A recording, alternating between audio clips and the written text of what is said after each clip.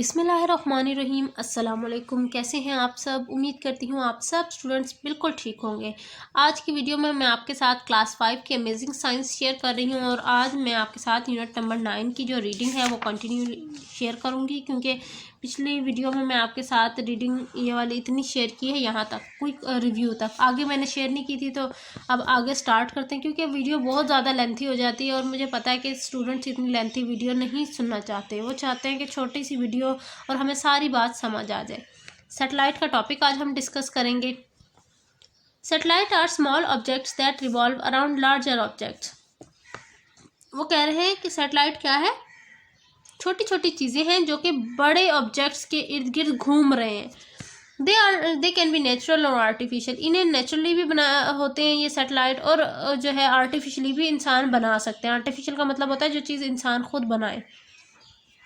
पहला अब आता है इसमें आगे नेचुरल सैटेलाइट। अब पहले हम नेचुरल सैटेलाइट के मुतालिक पढ़ेंगे, फिर हम आर्टिफिशियल सैटेलाइट से रिलेटेड जो भी इंफॉर्मेशन है वो आपके साथ शेयर करेंगे। शुरू करते हैं जी नेचुरल सैटेलाइट से। A natural objects that revolve around any other larger natural objects in outer space is called a natural satellite। ये नेचुरल सैटेलाइट की डेफिनेशन है। यहाँ तक आपकी डेफिनेशन ख़त्म होती है। वो कह रहे हैं वो कुदरती चीज़ें वो जो नेचुरली बनी हुई हैं और कहाँ मौजूद हैं?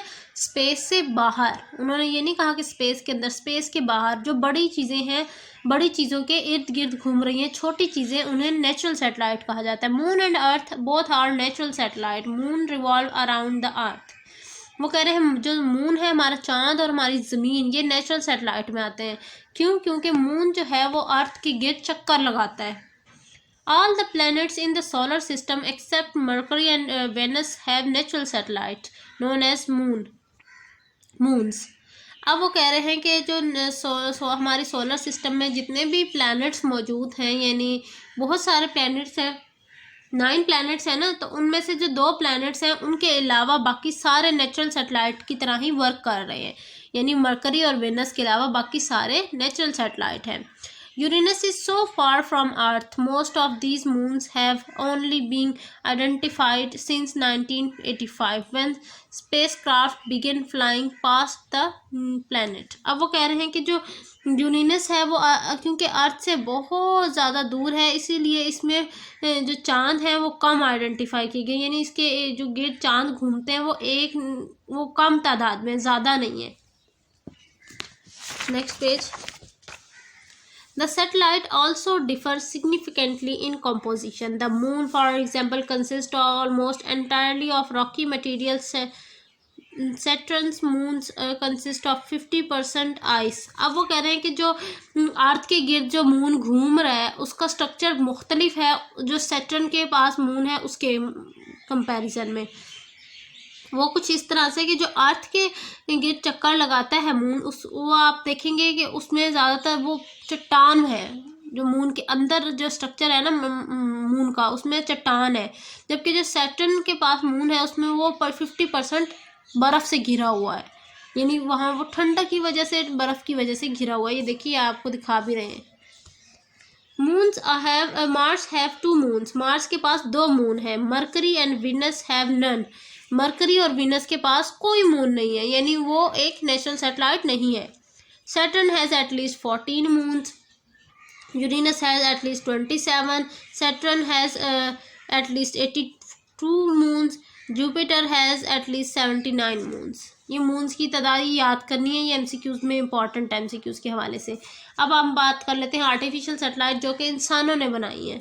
आर्टिफिशियल का लफ्ज़ जहाँ भी यूज़ होगा तो आप लोगों ने समझ लेना है कि ये इंसान की बनाई हुई चीज़ों से रिलेटेड बात करना चाह रहे हैं। These are man-made objects placed in an orbit around the earth or a larger natural object in outer space। वो कह रहे हैं ये एक तो इंसानों ने बनाई है जो सैटेलाइट ये उसके बारे में, और ये भी अर्थ के जो मदाह हैं उनके इर्द गिर्द घूम रही है, अर्थ के गिर्द चक्कर लगा रही है। Artificial satellite help scientist to know more about space, universe, solar system and earth. जो आर्टिफिशियल सैटेलाइट है उसका बेसिक मकसद ये है कि वो साइंसदानों को बताती है कि स्पेस में और कौन सी नई चीज़ आई है, या वो प्लैनेट्स के रिलेटेड इन्फॉर्मेशन देती है। इसके अलावा हमारे जो यूनिवर्स में जो जो चीज़ें नई आ रही हैं, नई चीज़ें रोनुमा हो रही हैं, ये जिनके बारे में साइंसदान नहीं जानते, उनके बारे में ये जो आर्टिफिशियल सैटेलाइट है ये इन्फॉर्मेशन देती है।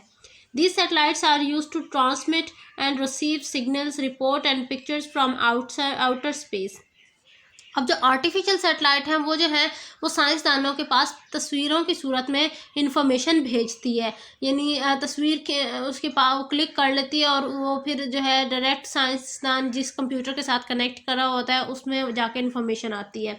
The first human made object sent into the space was an artificial satellite called, क्या कहते हैं उसे, सोनिक 1, and it was sent into space by the Soviet Union in 1957. अब जी बात आई कि पहले आर्टिफिशियल सैटेलाइट जो बनी थी उसको क्या कहा गया था, सोनिक 1, और वो जो है कि कब भेजी गई थी, किसके जरिए, किसने भेजी थी, सोवियत यूनियन के नाम से एक पूरी ऑर्गेनाइजेशन है, उन्होंने 1957 में भेजी थी। These satellites are used to transmit and receive signals, report and pictures from outer space.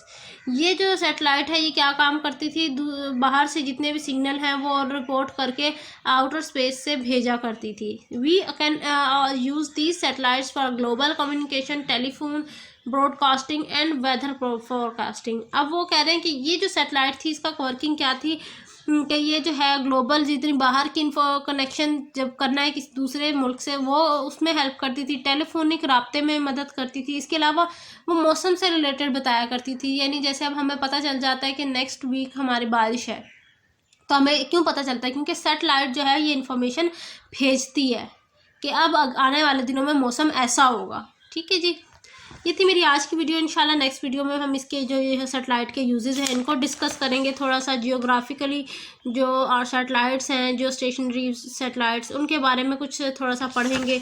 तो आई होप आज की वीडियो आपको अच्छी लगी होगी, इंटरेस्टिंग लगी होगी। अगर मेरी वीडियो अच्छी लगी है तो वीडियो को लाइक करें, चैनल को सब्सक्राइब करें। मिलती हूँ नेक्स्ट वीडियो में, टिल देन अल्लाह हाफिज़।